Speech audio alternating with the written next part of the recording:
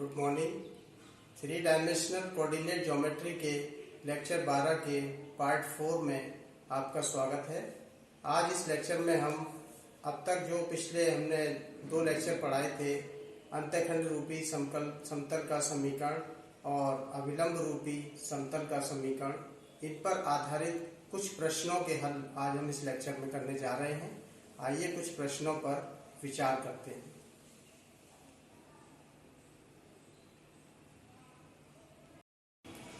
आइए इस लेक्चर 12 में हम सबसे पहले इस क्वेश्चन पे विचार करते हैं। प्रश्न ये है हमारा, find equations of the X Y plane, Y Z plane and Z X plane, अर्थात एक्स वाई समतल तथा वाई जेड समतल तथा जेड एक्स समतल का समीकरण ज्ञात करो।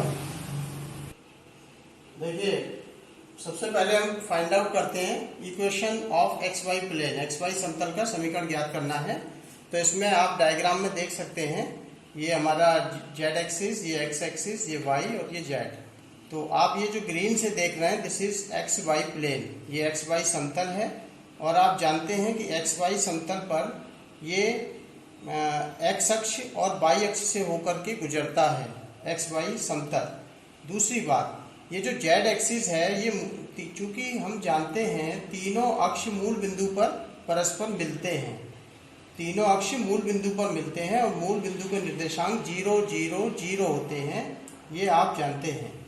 मान लीजिए ये एक्स वाई समतल एक्स अक्ष पर बिंदु P पर मिलता है और वाई अक्ष पर यह बिंदु Q पर मिलता है, जैसा कि मैंने डायग्राम में यहाँ शो किया हुआ है, दिखाया हुआ है। माना एक्स वाई समतल पर एक्स अक्ष पर बिंदु P के निर्देशांक a, 0, 0 हैं। ये देखिए यहाँ माना है O के निर्देशांक 0, 0, 0 हैं।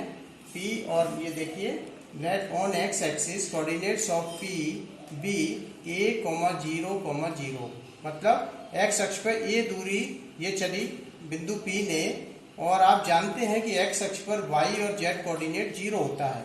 इसी प्रकार Q के निर्देशांक y अक्ष पर, ध्यान दीजिए y एक्सिस पर Q के निर्देशांक क्या होंगे, 0, B, 0।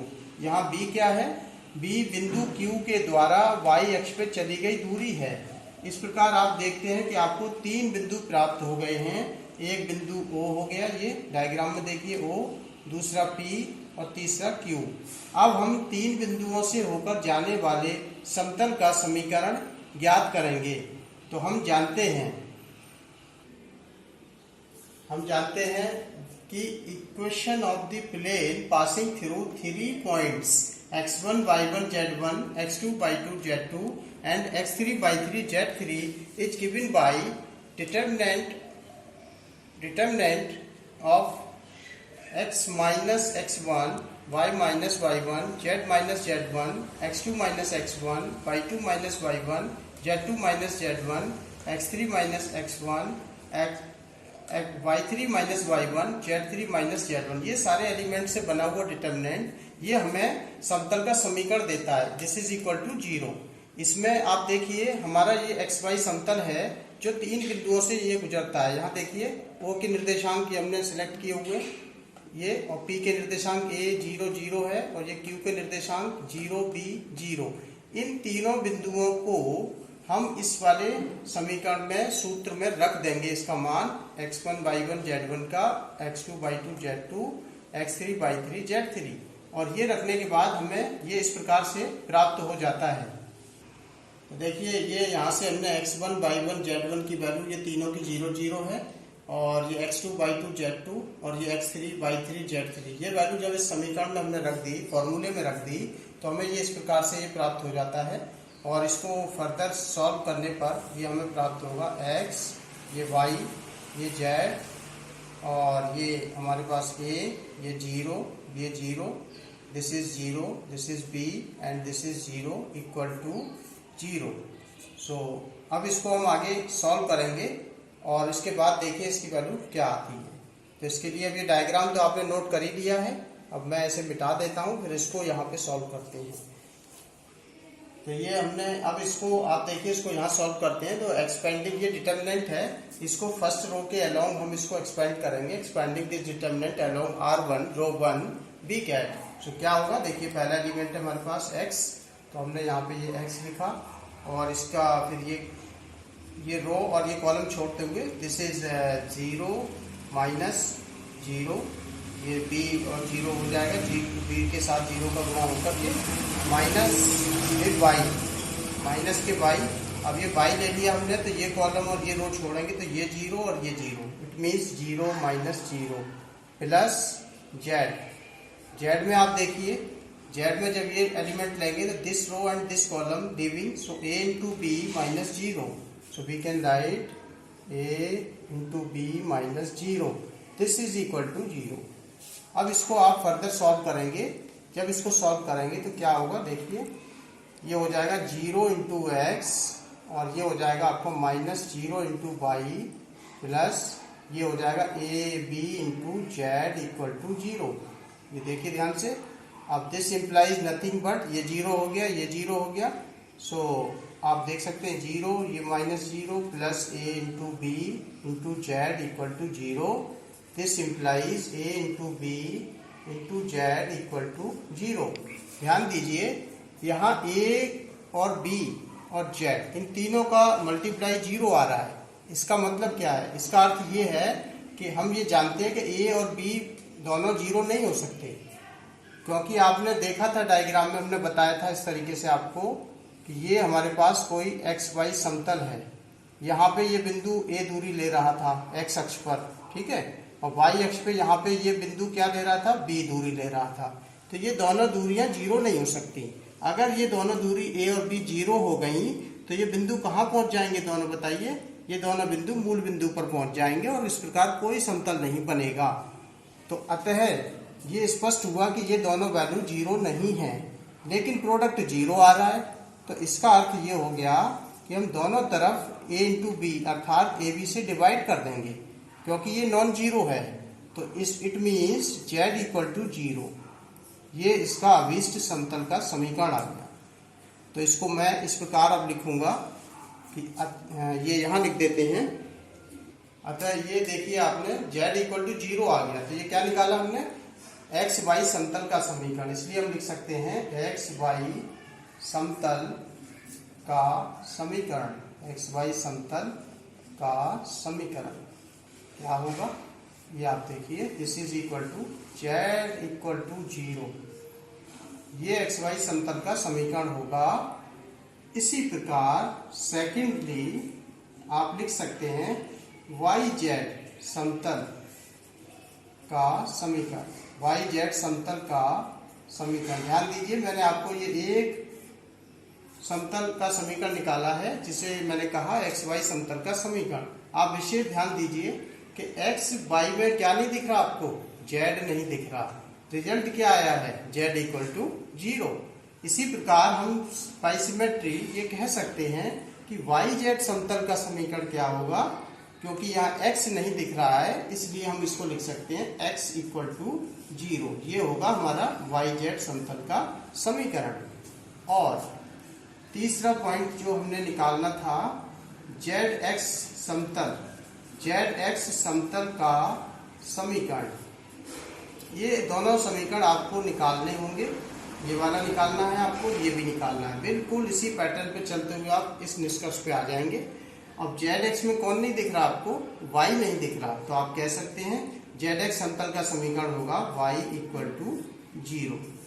इस प्रकार से ये, हालांकि सवाल बहुत छोटा है लेकिन कभी कभी 1 या 2 नंबर में ये आ सकता है, अति महत्वपूर्ण प्रश्न है और इसको आप अच्छे से तैयार कर दें। और इसमें क्या है, yz समतल का समीकरण में अथवा zx समतल का समीकरण आपको उसी प्रकार से हल करना है।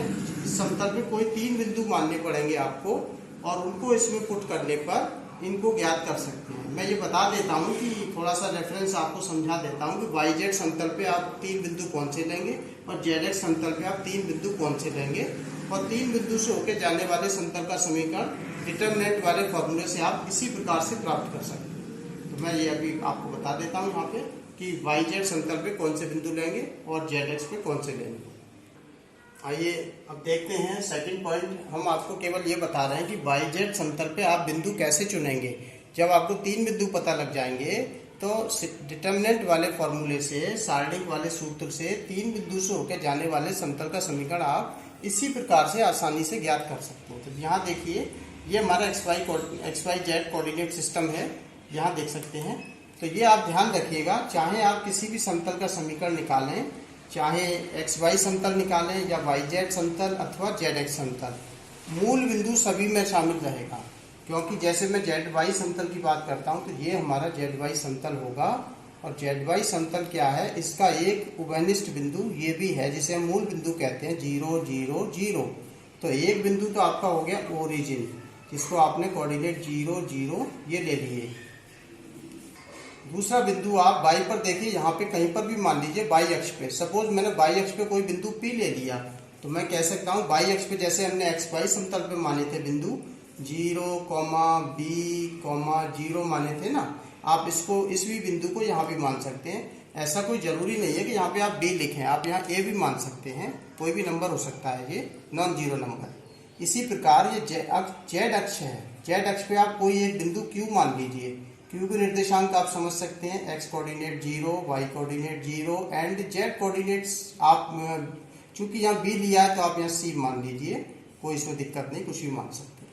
तो Q कोऑर्डिनेट आपने 0 0 और C ले लिया। तो ये आपके 3 बिंदु हैं जिनसे होकर जाने वाले समतल का समीकरण सारणिक विधि से, सारणिक वाले फॉर्मूले से जब आप निकालेंगे तो वो वैल्यू इसके बराबर आएगी। ध्यान दीजिए, ये आएगा रिजल्ट आपका x = 0। सिमिलरली इसी प्रकार अब ध्यान दीजिए, ये क्या लिखा है, points on Z X plane. तो जेड एक्स प्लेन कहाँ है आपका, ये है आपका जेड एक्स प्लेन। इस तरीके से ये जो प्लेन होगा ये जेड एक्स प्लेन होगा। इसमें कॉमन पॉइंट कौन सा है, सबसे पहला पॉइंट कॉमन है आपका ओरिजिन, जिसके निर्देशांक 0 0 होते हैं, 0 0 0।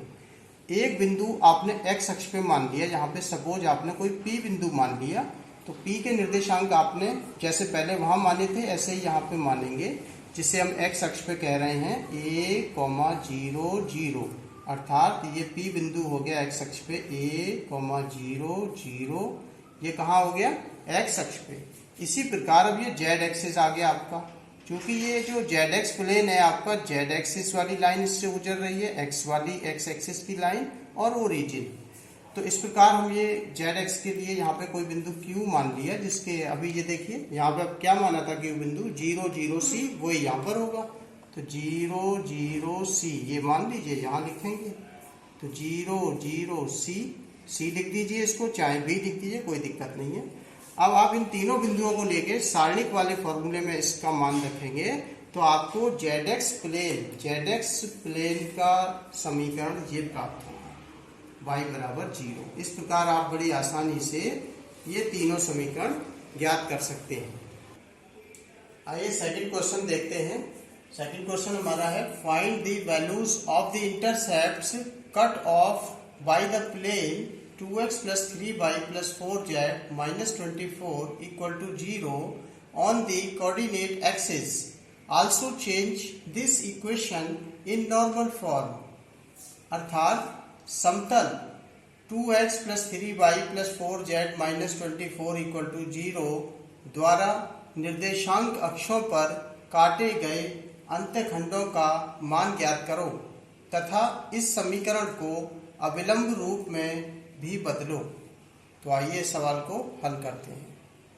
देखिए यहाँ से हमने डाटा नोट कर लिया। The given equation of the plane is 2x + 3y + 4z - 24 = 0। अब इस समीकरण को हम इस प्रकार भी लिख सकते हैं, और this can be written as 2x + 3y + 4z = 24। ये हमने क्या किया, ये 24 को लेफ्ट से राइट हैंड साइड पर ले आए। अब इसको हम, चूंकि हमें इसको intercept cut off by the plane, अर्थात निर्देशांक अक्षों पर अंतःखंड जो समतल द्वारा काटे जाते हैं, ये हमें ज्ञात करने हैं। आप जानते हैं कि अंतःखंड रूपी समतल का समीकरण इस प्रकार का होता है, ये x अक्ष है, ये y अक्ष, ये z अक्ष, और समतल का समीकरण क्या होता है, x/a + y/b + z/c = 1। तो इस रूप में लाने के लिए हमें पहले तो ये 1 बनाना पड़ेगा, तो इसके लिए हम इसे दोनों तरफ 24 से डिवाइड कर देंगे। So this implies 2x upon 24 plus 3y upon 24 plus 4z upon 24. This is equal to 24 upon 24. This is equal to, ये कैंसिल आउट होगा तो 1 हो जाएगा, ये 1 वैल्यू आ गई. फर्दर सॉल्विंग तो ये क्या हो जाएगा, this is x upon 12 plus y upon 3, ये 8 हो जाएगा, एंड प्लस z अपॉन 6, 4 6 24, तो ये हो जाएगा दिस इज इक्वल टू 1. तो ये क्या आ गया आपके पास, ये आ गया अंतखंड रूपी समतल का समीकरण, which is equation of the plane in intercept form.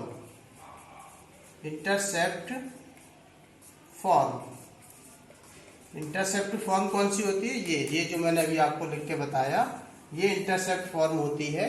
इस समीकरण से, इस स्टैंडर्ड फॉर्म से आप इसकी कंपैरिजन करेंगे और अंतखंड ए बी सी के मान प्राप्त करेंगे. तो यहाँ आप लिखेंगे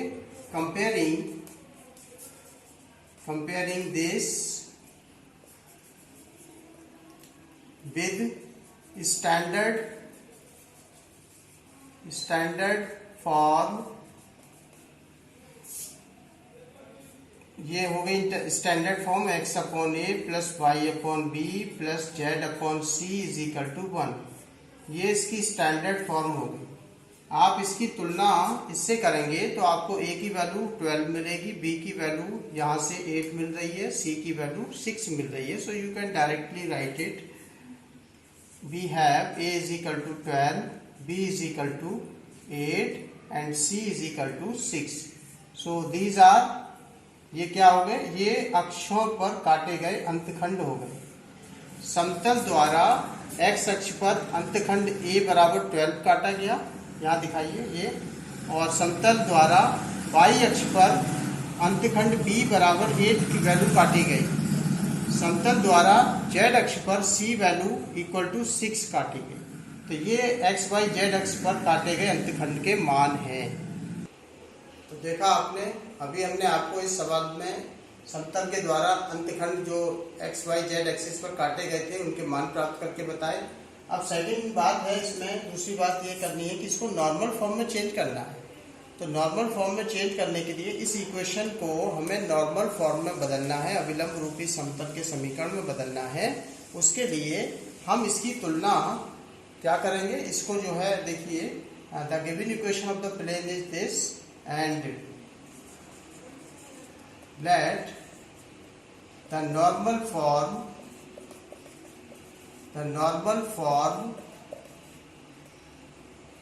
is lx plus my plus nz is equal to p.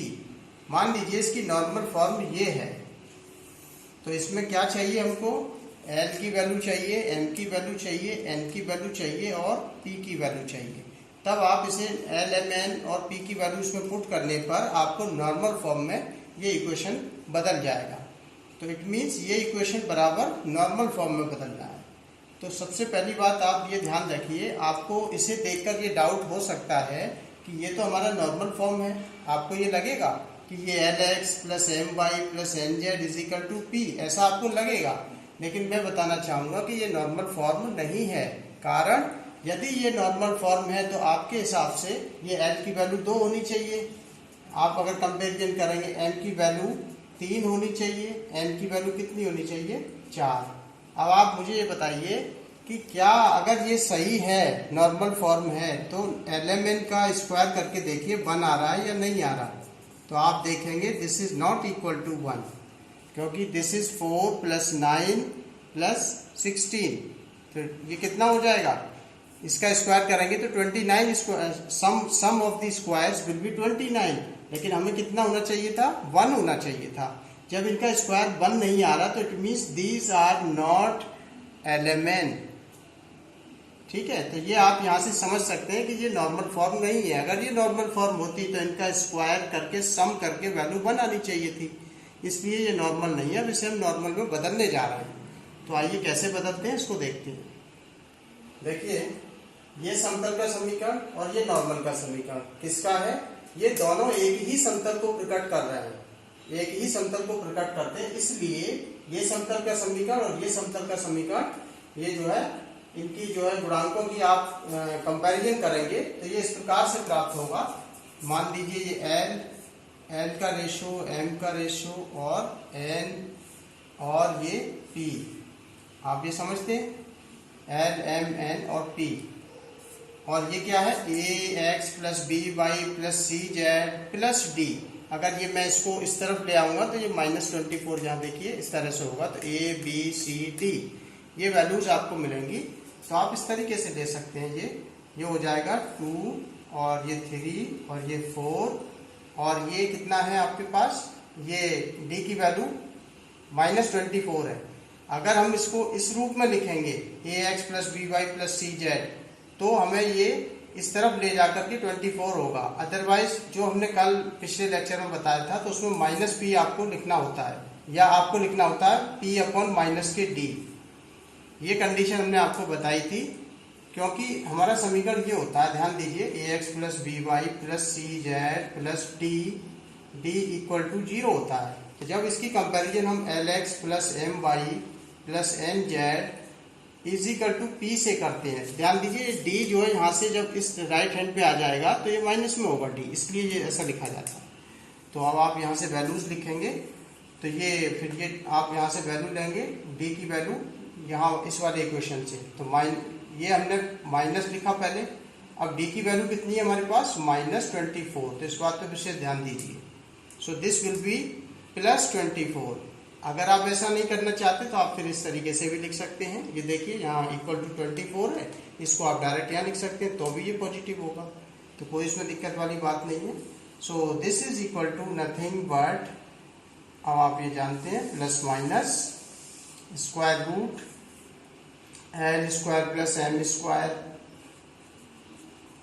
Plus N square upon sorry, तो ये आपने लिखा plus minus L square plus M square plus N square upon A square plus B square plus C square, तो A B C, तो हम इसको लिख देंगे A square plus B square plus C square. So this is nothing, ध्यान दीजिए ये कैसी वैल्यू है, पॉजिटिव ये पॉजिटिव वैल्यू है तो ये वैल्यू भी पॉजिटिव लेनी है आपको, तो मैं यहाँ पे पॉजिटिव वैल्यू लूंगा। ये कितना होता है ये हम जानते हैं 1 होता है, तो ये 1 हो गया अपॉन √29। देखिए ये हो गया 29, 4 + 9 + 16 = 29। तो अब ये आपके पास इस तरह से आ गया n/2 m/3 = n/4 = और ये आपका p/24 और दिस इज इक्वल टू 1/√29। इससे आपको LMN P के मान प्राप्त हो जाएंगे। वो किस तरीके से प्राप्त होते हैं उनको आइए यहाँ निकाल देते हैं। तो देखिए ये हमने सॉल्व किया था अभी, अब इससे हम LMN और P की वैल्यू नोट कर लेंगे। तो यहाँ से L की वैल्यू इसको देखते हुए L, तो ये 2 यहाँ आ जाएगा, तो L की वैल्यू ये मेरे पास होगी, L की वैल्यू 2/√29 और M की वैल्यू मेरे पास यहाँ से होगी 3/this, सो 3/√29 और N की वैल्यू यहाँ से 4 इधर आ जाएगा, तो 4/√29 इस तरीके से। अब रह गया लास्ट में P की वैल्यू होगी हमारे पास, P की वैल्यू ये हो जाएगी 24/√29। आपको क्या वैल्यू मिल गई, L, M, N और P की वैल्यू। अब आप लिख सकते हैं hence equation